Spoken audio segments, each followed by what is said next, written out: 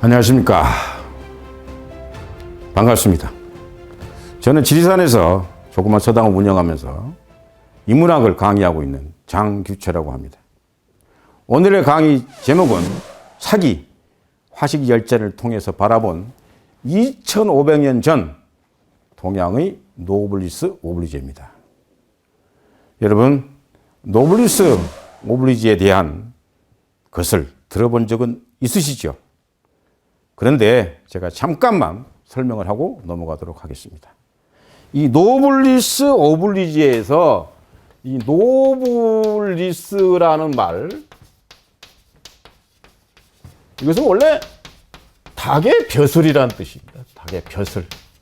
그 다음에 오블리제, 이것은 계란의 노른자를 말해요. 이런 말씀도 처음 들어봤죠? 그러니까 닭과 계란의 노른자. 그러면 어떻게 되겠어요? 닭은 항상 알을 낳게 돼 있고 그 알 안에는 항상 노른자만 있죠. 그럼 노른자라는 것은 바로 뭐예요? 그 귀족의, 더욱 귀족단만 말하는 거니까 결국은 닭은 뭐 해야 돼요? 계란을 낳아줘야 된다는 거예요. 닭의 의무는. 그래야지 주인이 모이를 주고 가축으로서 대우해 주는 것 아닙니까? 다시 말하면 이 가진 자, 귀족이라고 하는 것은 뭘 할 줄 알아야 돼요? 의무가 하나 있다는 거예요. 그 의무가 바로 뭘까요? 베푼다는 겁니다. 베품입니다. 베품. 그래서 이 베품을 우리는 예라고 표현할 수가 있어요. 자, 그렇다면 노블리스 오블리제, 여러분들 보시면 알겠죠? 상응하는, 사회적 지위에 상응하는 도덕적 의무. 다시 말하면 기득권층의 설선수범의 자세. 그래서 고귀한 사람은 고귀하게 행동해야 된다는 거예요. 그 유래를 살펴보면 로마 군대가 제2차 포에니 전쟁 때 한니발을 필두로 해서 카르타고군이 쳐들어옵니다. 자, 우리나라 6.25 때 어찌 됐어요? 대통령이 맨 먼저 도망쳤죠? 그러지 않았습니다, 로마는. 로마 집정관 13명이 전쟁에 참여해서 장렬하게 전사합니다. 그리고 로마는 옛날부터 귀족층들이 직접 전쟁에 참여를 했습니다. 또 그뿐입니까? 영국과 프랑스가 100년 전쟁이 벌어질 때 영국은 프랑스의 칼레 지방을 점령하는데 그때 그 영국의 왕 에드워드 3세가 칼레 지방의 모든 시민들을 처형할 수 없으니 너희들 대표자 6명만 나와라. 그럴 때 칼레 시민들은 어쨌겠어요? 서로 두려워서 몸을 피해야 되겠지만 시장을 비롯한 귀족 계급들은 솔선수범을 해서 에드워드 3세한테 처형을 자원합니다. 그러한 행동을 바라본 에드워드 3세가 감동을 합니다. 그래서 결국은 칼레 지방의 모든 귀족들의 생명을 보전해 주지요. 미국의 경우를 보십시다. 미국은 여러분들 잘 아시겠지만 철강왕 카네기라고 있습니다. 이 카네기는 에디슨과 같은 동시대에 살았어요. 대단히 돈을 많이 벌었죠. 근데 이 카네기는 그 돈을 전부 자기 자신이 착복하지 않았습니다. 사회에 한원시켰고 지금도 곳곳에 미국의 도서관이 설치되어 있는 것은 다 카네기 철강왕의 덕분입니다. 그리고 존스 홉킨스라는 유명한 의사가 있는데 그 의사가 바로 그러한 노블리스 오블리제를 행했던 사람입니다. 지금도 존스 홉킨스 대학은 세계에서 가장 유명한 의과대학으로 존재하고 있습니다. 영국의 경우를 볼까요? 영국은 왕실의 모든 왕자 그리고 귀족 계급들은 반드시 군 복무를 실행하게 되어 있습니다. 어떠한 귀족이나 어떠한 왕자도 군 복무를 피해갈 길은 없어요. 지금도 그것은 시행되고 있습니다. 우리 한국에 봅시다. 한국에도 훌륭한 노블리스 오블리제를 행한 사람들이 많습니다. 제일 첫 번째는 저는 모든 자금을 독립운동에 투자했던 우당 이혜영 선생을 말씀드리지 않을 수 없습니다. 그분께서는 여러분들도 암살이라는 영화를 통해서 봤을 겁니다. 거기는 약산 김원봉 선생이 나오고 그 다음에 우당 이혜영 선생이 나오죠. 그 우당 이혜영 선생님께서는 지금의 시가로 말하면 거의 600억, 1000억에 육박한 돈을 간도 땅에 신흥 무관학교를 설립해서 독립군을 양성합니다. 그리고 어찌 됐을까요? 대련항에서 체포돼서 비참하게 생을 마칩니다. 그리고 그 후손들 역시 지금도 아주 어렵고 가난하게 살아갑니다. 그리고 조선 정조 때 제주에 대흉년이 벌어졌을 때 여인의 몸으로서 평생 일궜던 돈을 다 투자해서 굶주려 가는 제주도 백성들을 구제했던 김만덕이라는 여상, 그 거상을 말씀드릴 수는 없고요. 그리고 유일한 선생을 말씀드리지 않을 수 없습니다. 그 유일한 선생이 바로 유한양행의 창업자입니다.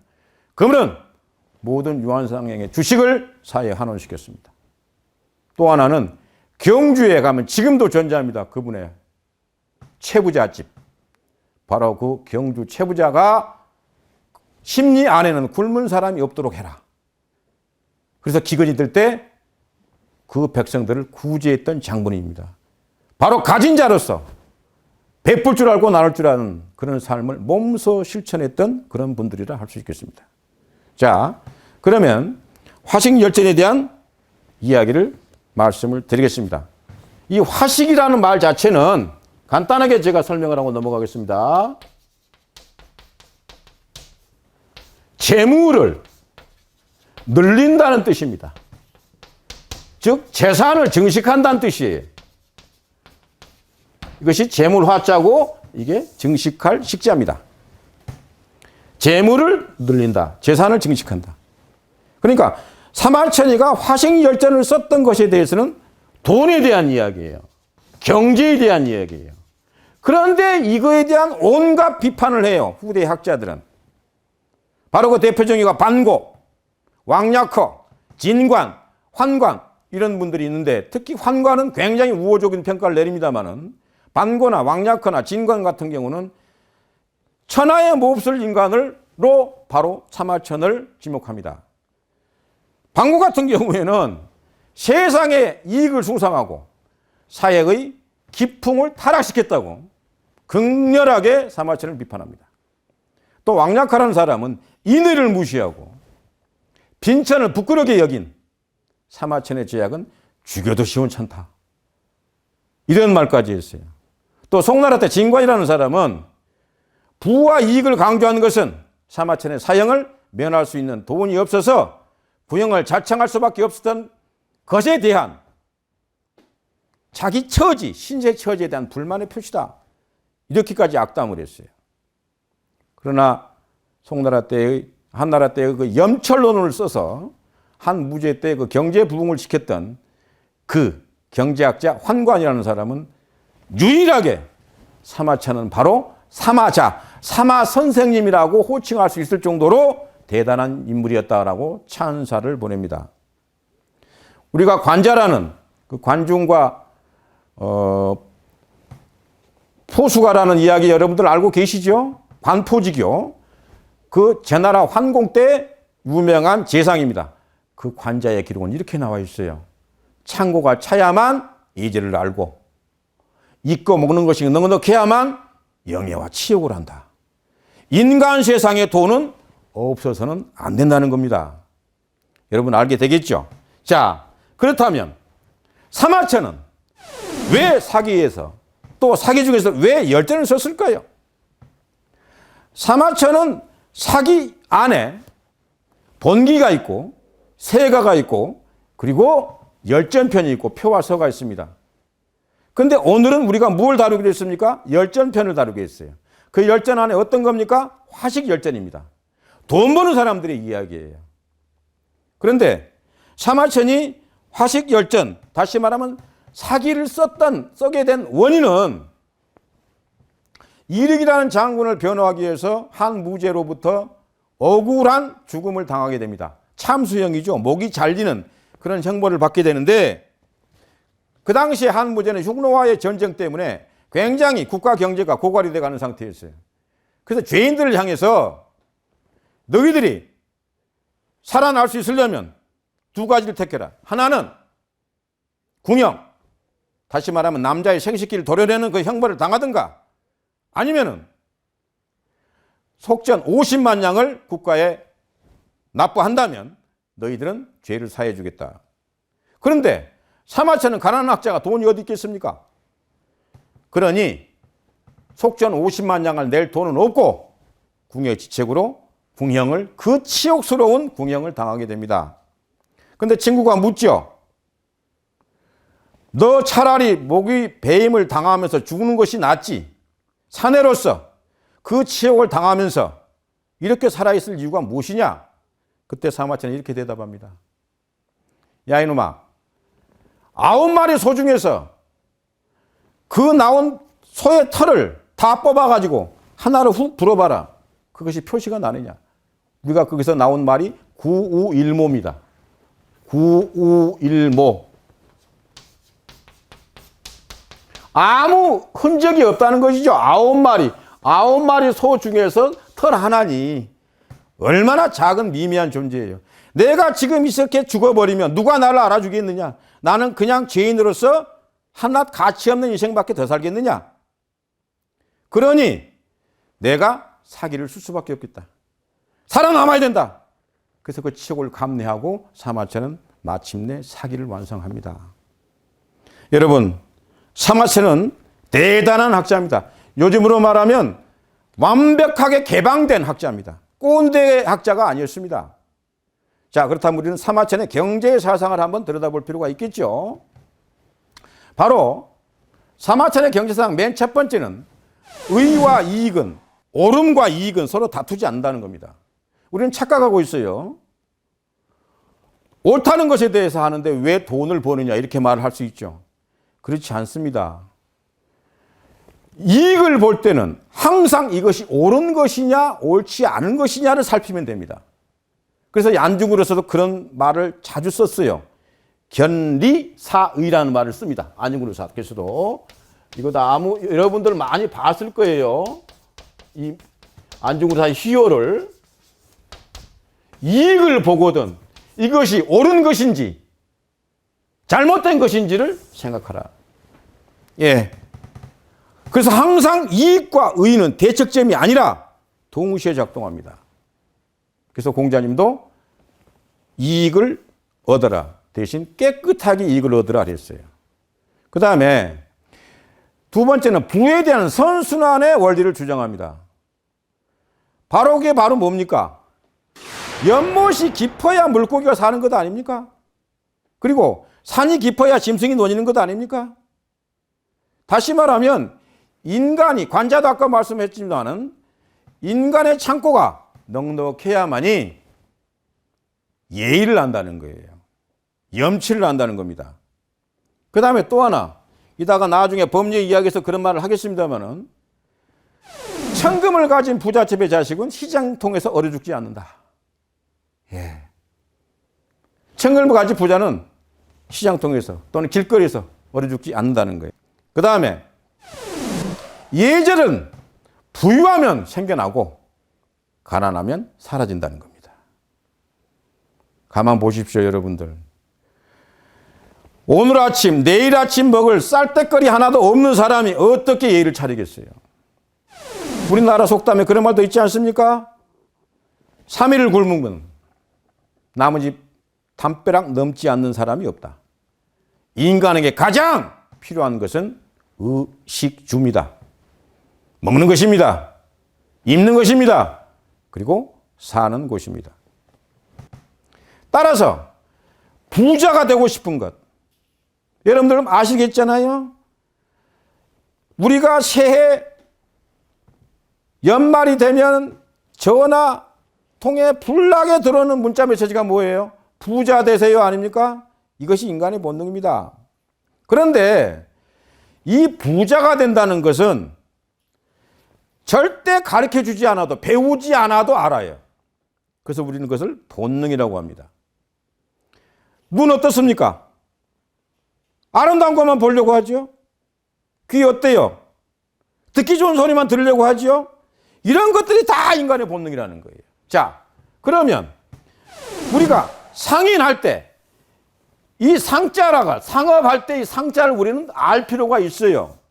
장사라는 것. 이 상자가 장사상자입니다. 근데 상은 원래 상나라에서 유래를 하게 돼요. 상나라에서. 예. 그러면 상나라는 바로 다른 말로 표현하면 은나라인데 은나라 앞에 있던 나라가 하나라고 그 다음에 다음 나라가 주나라예요. 그러면 이 은나라를 다른 말로 표현하면 상나라입니다. 근데 어떻게 됐습니까? 주나라 무왕이 은나라 주왕을 정벌해서 주나라를 건국하지 않아요. 그러다 보니까 이 상나라 백성들은 어떻게 되죠? 떠돌이 백성이 됩니다. 아무도 돌보지 않는 굶주린 백성이 돼요. 그런데 자식 새끼들은 먹게 살려야 되지 않겠어요? 그러니 부모들이 어찌 나옵니까? 길거리로 나오게 됩니다. 장사가 시작되는 거예요. 그래서 상나라 사람들이 그 갖는 직업을 상업이라고 했고요. 그래서 상업이라는 말이 나옵니다. 상나라 사람들이 가진 직업이란 뜻이에요. 상업은. 그 다음에 또 하나는 그 사람들이 항상 길거리에서 물건을 사고 팔게 되니까 거기서 나온 말이 행상이에요. 행할 행자. 장사를 행한다는 상나라 사람들이 행하는 것. 행동. 그래서 행상이라는 말이 거기서 나왔고요. 그 다음에 상나라 사람들이 그 일을 하고 있으니까 그래서 그분들을 우리는 상인이라고 그랬어요. 상이라는 말, 상업이라는 말, 행상이라는 말도 다 상나라에서 유래했다는 것도 여러분들이 알 수 있을 겁니다. 자, 살아서 신이 된 사람은 두 사람밖에 없어요. 살아서 신이 된 사람은 두 사람밖에 없는데 그게 바로 누구냐? 관우하고 바로 법료입니다. 관우는 여러분들 잘 아실 것 아닙니까? 삼국지를 통해서 바로 유비의 의형제였죠. 이 관우는 무력, 전쟁, 힘 상징이에요. 그 다음에 또 하나 관우는 재물의 신입니다. 재물의 신. 관우가 재물의 신이라는 게 이상하죠.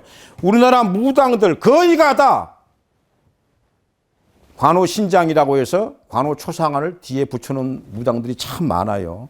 그만큼 신으로서 수강받고 있는. 그 다음에 법료가 있습니다. 법료는 바로 재물의 신이라고 합니다. 현재 여러분들은 확인할 것이 있어요. 서울 종로 5가를 지나서 동대문 밖에 동묘라고 있어요. 동묘. 그 동묘는 원래 이름은 동왕묘입니다만은 그 동묘가 바로 관우를 모셔놓은 사당입니다. 근데 왜 관우를 모셨을까요?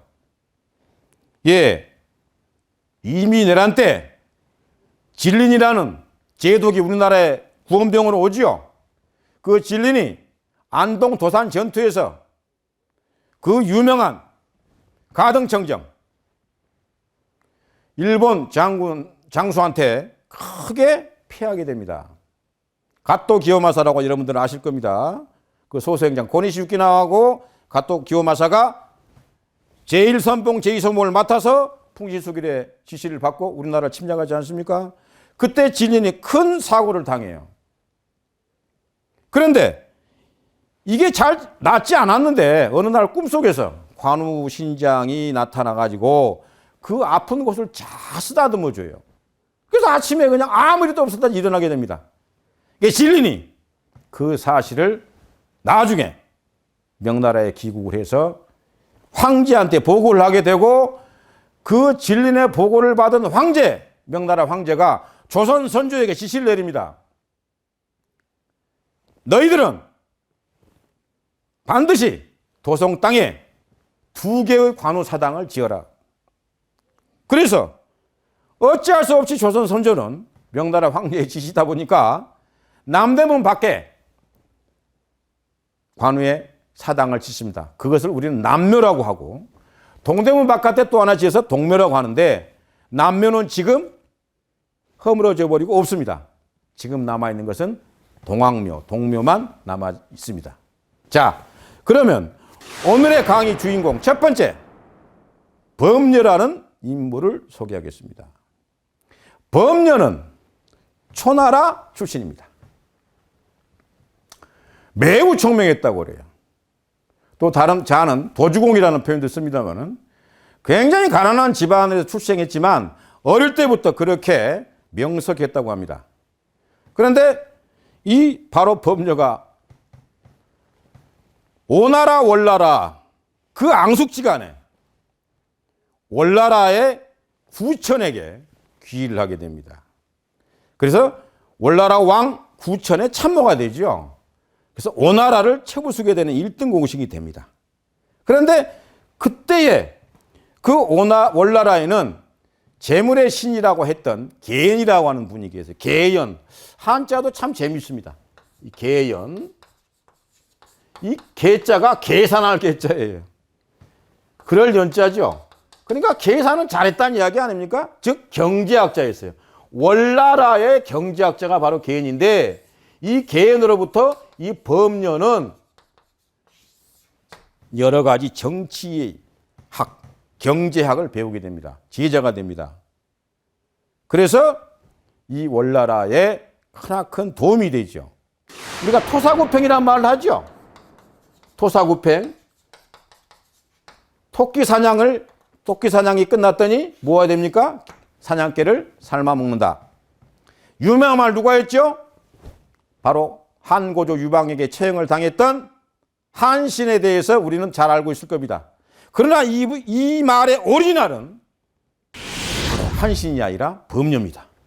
범녀라는 사람이 이 말을 했어요. 예. 그래서 한신은 300년 후에 이 범녀의 말을 자기가 써먹은 것 뿐이에요. 그리고 한나라의 개국공신이었던 장량, 유명한 그 한고조 유방의 참모였죠. 그 장량의 정치적인 스승이 바로 누굽니까? 범녀입니다. 그런데 이 범녀는 인생의 모든 것을 다 완성해요. 정치도 완성했죠. 월나라 왕 구천을 도와서 우리가 와신상담이라는 말씀 여러분들이 아실 거예요. 와신상담. 땔감나무, 가시나무에서 잠을 자고 동물의 쓸개를 씹는다는 뜻. 이 와신, 오나라 왕 부차, 월나라 왕 구천의 이 앙숙지간, 여기에서 오나라를 무너뜨리고 월나라를 춘추 5패로 앉혀놓았던 그 장본인이 바로 범녀입니다. 정치에서 성공을 했죠. 사업. 범녀는 3천금을 벌었습니다. 3천금을. 자그마치 3번에 걸쳐서. 그런데 그 3천금을 범녀는 단 한 번도 자기가 착복한 적이 없어요. 사회에 환원시켰습니다. 가난한 자를, 헐벗고 굶주린 자를 위해서 베풀었습니다. 그 다음에 경륜을 말씀드릴 수 않을 수 없습니다. 월나라 왕 구천이 범녀의 도움에 의해서 오나라가 정복당했을 때 월나라 왕 구천은 범녀에게 제의를 합니다. 그대여, 우리 월나라 땅 반을 그대에게 줄 테니 나와 함께 평생 살자. 그런데 어떻게 됩니까? 범녀는 그 제의를 단칼에 거부합니다. 바로 뭡니까? 토끼 사냥이 끝났으면 사냥개는 삶아 죽인다는 원리를 알고 있기 때문에 이제는 도망쳐야 되겠다. 이제는 월나라 왕 구천이 나를 살려놓지 않을 것이다. 그래서 그 제의를 뿌리치고 도망을 합니다. 그것을 우리가 공수신태라고 합니다. 공은 이루었으되 이제 물러날 줄을 안다. 여러분, 범녀 같은 멋쟁이가 어디가 있습니까? 월나라 왕 구천이가 우리나라의 땅 반을 주겠다고 하는 제의도 뿌리치고 야밤에 범녀는 월나라 땅을 떠나서 산동반도, 여러분들 알죠? 산동반도 우리 지도가 이렇게 돼 있으면 이렇게 툭 튀어나온 부분이 있죠? 여기가 바로 산동반도입니다. 찡따오, 청도 여기를 말하죠. 여기서 바로 보이지 않습니까? 찡따오 맥주라고도 유명한 요즘 맥주도 있습니다만은 그곳에 가게 되는데 이 나라는 원래가 이 지역은 제나라 땅이에요. 이 제나라는 원래가 바닷가이기 때문에 소금이 아주 유명합니다. 그래서 이 범녀는 거기서 장사를 시작하게 돼요. 장사는 아까 스승이 누구라고 그랬죠? 계연이라고 그랬죠. 이 계연으로부터, 이 경제학자거든요. 이 계연의 제자가 바로 범녀 아니었어요? 그러니까 이 범녀가 계연으로부터 장사술을 다 배워요. 경제학에 대한 원리를 다 배워요. 그래서 월나라를 부강한 나라를 만들어 놓고 몸을 빼서 자기 몸을 지키기 위해서 제나라로 숨어들습니다. 이 제나라 땅에서 이제 범녀는 장사를 시작합니다. 그 장사를 시작하는데 범녀의 친구가 하나 있었거든요. 그 범녀의 친구가 하나 문종이라는 친구인데 이 문종이라는 친구는 아직도 자기의 공을 아쉬워서 월나라 땅을 벗어나지 못해요. 이럴 때 범녀는 그 친구의 목숨을 살리기 위해서 월나라 땅에 편지를 보냅니다. 친구여, 너 이제 때가 됐으니 물러나라. 거기 있으면 안 된다. 근데 결국 어찌 됩니까? 미적거리다가 문종은 오랑구천에 의해서 죽임을 당합니다. 그러면서 토사구팽이라는 말을 하죠. 그때 범녀는 그런 말을 씁니다. 야 임마, 이제 사냥 끝났어. 너 죽게 돼 있어. 사냥개 반드시 삶아 먹을 거야. 그래 너 도망가 했지만 도망가지 못하고 머뭇거리다가 오랑구천에게 목숨을 당하게 되죠. 그런데 이 범녀의 장사 철학은 딱 하나입니다. 장사꾼이 돼. 멋진 장사꾼이 되라. 자, 멋진 장사꾼이 바로 뭐예요? 장사꾼이 멋지다. 그럼 뭡니까? 상도를 지킨다는 것 아닙니까? 멋진 장사꾼. 상도.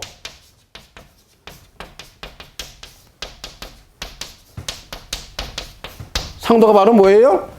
장사의 도리죠. 상업의 도리죠. 상업의 도덕이죠. 장사꾼이 지켜야 될 도덕을 말하는 거죠. 그걸 지키라는 겁니다. 그러니까 아까 공자님 말씀하신 대로 뭐라고 그랬어요? 부자가 돼도 깨끗한 부자가 되라는 말과 똑같은 것 아닙니까? 장사를 하는 자가 자기 이게만 해야 된다면 안 되겠죠. 그래서 결국은 멋진 장사를 합니다. 그래서 범녀는 대재벌이 됩니다. 제나라 땅에서. 대재벌이 돼요. 3번에 걸쳐서 대재벌이 돼요. 그래서 우리는 삼취삼산이라고 그래요. 3번 취해서 3번, 이 산자는 흩어질 산자거든요. 3번 재물을 얻어서 3번 나눠줬다는 뜻이에요. 바로 오늘의 강의 주제 노블리스 오블리제를 실천한 분이에요. 무슨 말인지 알겠습니까? 자, 그런데 이 계연이 가르쳐줬던 7가지 경제 원칙이 있어요. 바로 뭡니까? 첫 번째, 물건은 온전한 상태로 보존한다는 겁니다.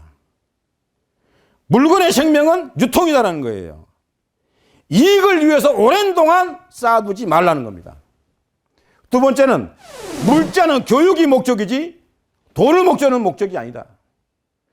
그런 사람들 많이 있지 않습니까? 쌀 때 물건을 사놓고 오랜 동안 쌓아놨다가 물건 값이 오르기를 기다렸다가 파는 사람도 있잖아요. 그렇게 하지 말라는 거예요. 그 다음에 물건 값이 비싸면 썩은 흙처럼 여기라는 거예요. 물건 값이 비싸지면 썩은 억처럼 여겨라. 그래서 얼른 내다 팔으라는 거예요. 근데 물건값이 떨어지면 어떡하라는 거예요? 보험으로 되는 것처럼 얼른 사들여라는 거예요. 물건 쌀 때는. 쌀 때는. 그 다음에 너가 파는 물건에는 절대로 단 한 개라도 불량품이 있어서는 안 된다. 그리고 너가 그것을 쌓아두는 한은 물건은 하자가 발생하게 돼 있으니까 자금을 회전시키기 위해서는 그 물건을 어서 내다 팔아라는 거예요. 그 다음에 적재적소입니다. 물건이 어느 때 어느 시기에 필요하고 이 물건이 무엇에 쓸 것인가를 신속히 파악해야만이 된다. 그러니까 이 제나라의 임금님이 이렇게 훌륭한 일을 하고 있는 범녀가 욕심나지 않겠습니까? 그러니까 이 범녀를 제나라 재상이라면 지금 말하면 뭐예요? 국무총리입니다. 국무총리로 앉히려고 하는 거예요. 그러니 범녀가 아니 원앙 부처니가 월나라 땅 반을 준다고 하는데도 뿌리치고 나온 사람이 제나라 왕이 그것을 요구한다 해서 그 요구를 듣겠어요? 도망칩니다. 또 소리 없이 도망쳐버려요. 도망쳐서 숨어요. 숨어서 이 사람은 어디로 갑니까? 도땅이라는 거예요. 이 도자기 할 때 도자입니다. 이 도땅으로 가서 또 운둔합니다. 절대로 남한테 알리지 않죠. 그러니까 이 범녀는 세 차례에 걸쳐서 3천금이면 지금으로 말하면 얼마나 돈이겠어요? 아마 3조는 될 겁니다. 그 3조라는 돈을 다 가난한 사람들을 위해서 나눴습니다. 다 줍니다. 그래서 가는 곳마다 이름을 떨쳐요. 이 사람에 대해서. 예. 그런데 지금도 중국의 하나라에 이제 하남 땅, 하남이면 저 황하 이남 땅을 하남이라고 그러죠. 중국에. 그 하남 땅에 가면은 장사의 신이라고 하는 이 범녀의 동상이 있습니다. 지금도 모셔져 있어요. 장사의 신, 재물의 신. 아까 살아있는 인물이, 실존 인물이 신이 된 경우는 두 사람밖에 없다고 그랬죠. 첫 번째가 관우였고 두 번째가 바로 범녀라고 했죠. 이 범녀가 바로 재물의 신으로서 지금도 숭앙받고 있습니다. 이 사람이 숭앙받은 이유는 뭐였을까요? 재산을 움켜쥐어서요? 부자였기 때문에요? 떵떵거리고 살아서요? 아닙니다. 바로 뭐예요? 나누었기 때문이에요. 나눌 줄 아는 분이었어요. 공자님이 말씀하신 대로 부자가 가장 할 수 있는 최고의 도리는 나누어라. 예를 행하라. 지금 우리나라 대기업과 또 실태에 대해서 여러분들이 비교해 보면 좋을 줄 압니다. 그 다음에 법률에 대한 재미있는 이야기가 하나 있습니다. 천금을 가진 부잣집 자식은 시장통에서 절대로 얼어 죽지 않는다. 자, 천금 지자. 천금을 가진 자식. 천금을 가진 자식이에요. 이 사람은 불사. 죽지 않는다. 어디에서? 시장통에서 죽지 않는다. 자, 여기에 재미있는 이야기가 있습니다. 여러분들 아마 이 이야기 들으면 아주 재밌어 할 겁니다. 이 범녀가 도땅에 살면서 아까 도땅 이야기했죠. 아들 하나를 더 낳았습니다. 그래서 범녀가 이 삼형제를 갖게 되는데 이제 첫 번째 아들 하나 있고 두 번째 아들, 세 번째 아들이죠. 이거 막내고 이게 장남 있고 그다음에 두 번째가 이제 차남인데 아이 차남이 세상에 초나라 땅에 가가지고 살인을 범하게 돼요. 이 살인을 범하게 돼서 어떻게 됩니까? 감옥에 갇혀야 됐으니까 살인죄를 졌으니 어떻게 돼서 이 사람도 사형에 처해질 것 아닙니까? 이때 이 범녀가 막내를 부릅니다. 막내야, 너가 지금 내가 돈을 이만큼 줄 테니 이 돈을 가지고 가서 너의 형을 구해오너라. 그 말을 듣고 있던 장남, 큰아들이 불쑥 나타나서 하는 말이 아버지, 저 막내는 아직 경험도 없고 어립니다. 제가 이 집에 장남으로서 당연히 제가 먼저 가야 되겠죠. 제가 가서 동생을 구해오겠습니다. 그런데 아버지가 생각했을 때는 이게 영 못마땅치 않아. 이거 큰일 나게 생겼어요. 그런데 아내도 그렇고 하도 큰아들이 그렇게 욕을 하니까 할 수 없어서 이 장남을 파견합니다. 장남에게 두둑하게 그 속전 비용으로 넣어주고, 근데 이 장남은 또 자기가 따로이 한 1000냥을 또 비밀 주머니에 넣고 그 초나라 땅으로 갑니다. 근데 초나라에 누가 있었냐면은 범녀와 오랜 친구였던 장선생이라는 분이 계셨어요. 이 장선생이는 이 장자를 씁니다. 이 장선생을 찾아가라. 그리고 너는 어떤 말도 하지 말고 장선생이 하라는 대로만 너는 하면 된다. 그런데 이 아들이 장선생한테 가니 정말로 가난하고 아주 소박하게 살아가는 청렴결백한 정치인이었는데 이분은 이제 은퇴했죠. 그러나 워낙 인품이 훌륭하고 청렴한 선비였기 때문에 그 초나라 왕마저도 이분을 스승처럼 모신 사람이었어요. 그래서 여차저차 하는 편지를 다 읽어보더니 그 장선생이 하는 말씀이 그 큰아들에게 이제 너는 어서 이곳을 떠나거라. 너희 형은 내가 구해주마. 그러고 나서 이 사람은 다음날 초나라 왕을 만납니다. 대왕이시여, 하늘의 천문을 봤더니 별자리가 좋지 않습니다. 그러니 대왕께서는 은전을 베푸시고 사형수들 사면을 베풀어 주신다면 저 하늘의 기운이 좋게 돌아오지 않겠습니까? 하니까 그냥 팥이 콩이라고 할지라도 믿다 보니 그 초나라 임금은 그 장선생의 말대로 따릅니다. 그래서 어찌 됩니까? 다음날 사면형을 베풀어서 이 사람을 석방한다는 소문이 퍼져요. 그런데 이 범녀의 큰아들은 어찌 되죠? 집에 돌아가지 않습니다. 바로 다른 사람을 찾아가서 유력 권력자를 찾아가서 정보를 알게 돼요. 사면형이 내려서 네 동생은 나오게 돼 있다. 그러니 그 거금이 아까운 거예요. 그래서 다시 그 장선생을 찾아가서 다음날 그 돈 좀 돌려주십시오. 왜 그러냐? 사면형이 내렸다면서요. 그 돈 안 해도 우리 아들 동생 나오게 돼 있는데요. 그러느냐? 그럼 그 돈 가져가거라. 돌아두지요. 그런데 그날 저녁에 장선생은 다시 초나라 왕을 만나서 뭐라고 합니까? 대왕이시여, 이제 사면형을 베풀 필요가 없습니다. 왜 그러시오? 하늘의 천문이 제대로 돌아왔습니다. 그래요? 초나라 왕은 어떻게 됩니까? 사면형을 취소하고 그 바람에 동생은 죽게 됩니다. 그 소식을 듣고 동생의 시체를 마차에 싣고 돌아오는 그 아버지의 마음으로서는 어찌했겠습니까? 빤히 아는 일이었죠. 너는 분명히 너 동생을 살려올 수는 없었을 것이다. 왜 그러냐면 범죄는 그때 이런 말을 합니다. 너는 나와 가진 고생을 하면서 돈을 벌러 봤기 때문에 돈 번다는 것이 얼마나 어렵고 힘든 고통인지를 안다. 그러니까 너는 돈이 아까워서 돈을 쓸 줄 모른다.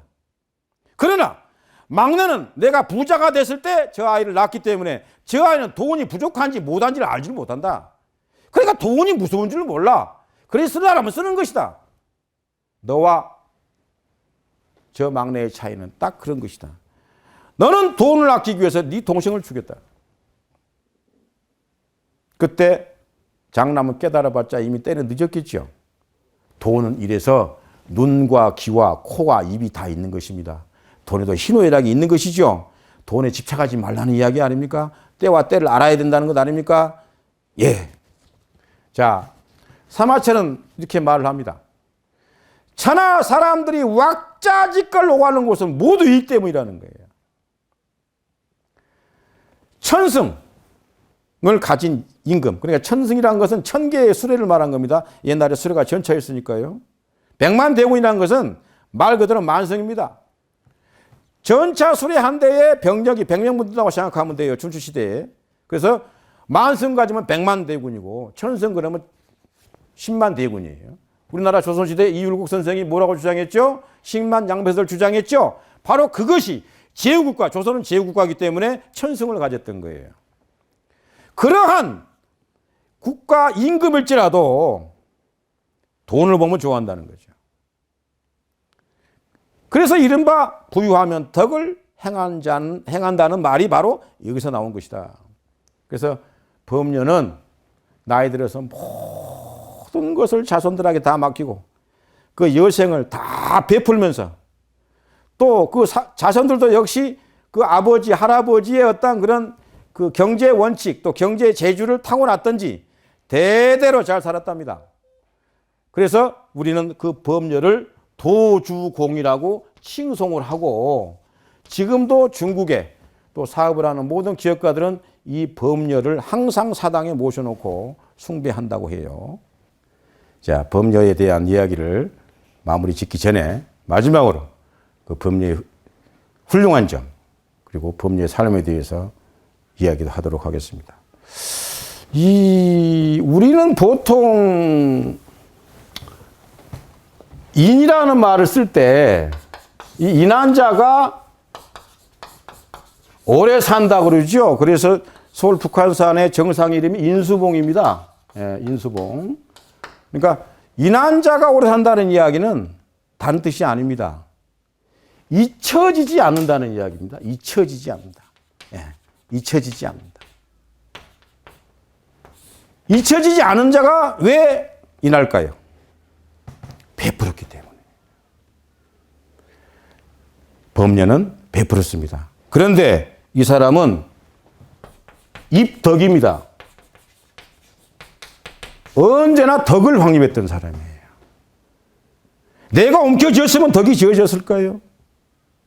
그렇지 않습니다. 덕을 따름하려면 뭐예요? 이게 사랑 아닙니까? 사랑함입니다. 사랑함이 있어야만이 베풀 수 있다는 겁니다. 두 번째, 입공입니다.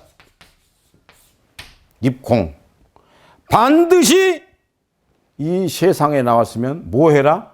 공을 세우라는 거예요. 그 공이 자기를 위해서 공을 세웁니까? 아닙니다. 가난하고 헐벗은 자, 힘없고 약한 자, 권력에서 소외된 자, 이분들을 위해서 살아갈 수 있어야 된다는 거예요. 입공. 그리고 세 번째가 입언입니다. 공자가 지금까지 성인으로 대우받을 수 있는 것은 그분의 어록이에요. 역시 훌륭한 사람들은 덕과 사랑과 공적과 훌륭한 말씀이 있어요. 이 말씀 바로 뭘 직결됩니까? 행동과 직결이 됐죠. 그러니까 범녀는 남을 사랑하는 마음